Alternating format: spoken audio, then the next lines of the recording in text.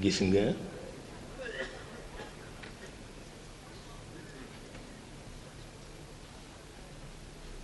kii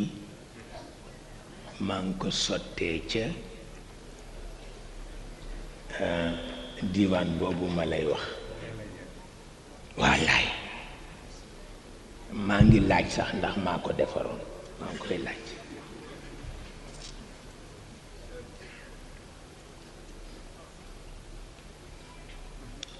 ndax boobu itam ku sawaroon ci xuloo la wallaay ndeysaan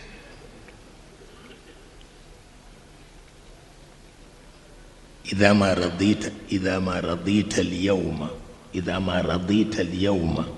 كنت كريما وإلا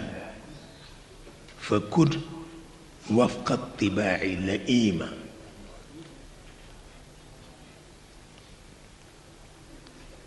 تسر بموت الأقربين من خريط بباخ بفاتو am ku ko tudd ree ngir yéene ko dee mu metti ma nag lool ndax dee phénomène la waaye blessure physique mi ngi ci moo tax wolof di wax ni diw gaañu na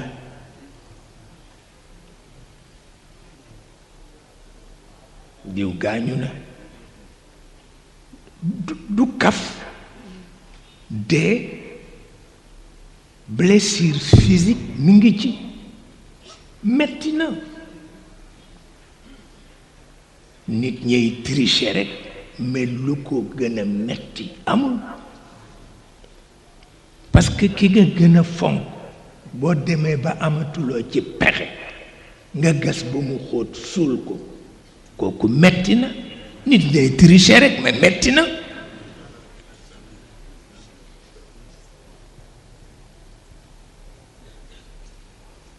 moo tax arab tudde ko halaak diw alku na waaw wolof ni diw gaañu na blessure physique bi dal di feeñ arab ni diw alku na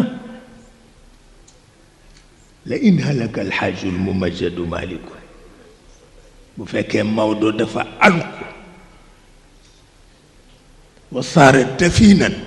ñu suul ko Maodo innahu gayru halik ndax xadaa taarikan man kaana fi lmajdi mithlahu wa ma mata maytun taarikun mithla maliki waaw ne budul ko nag biñ ko suulee bi ñu dellu see fekk nañu mu dundaat ba toog te mooy Sëriñ Babacar Si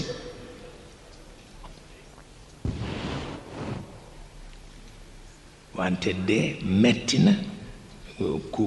ku dee ba noppi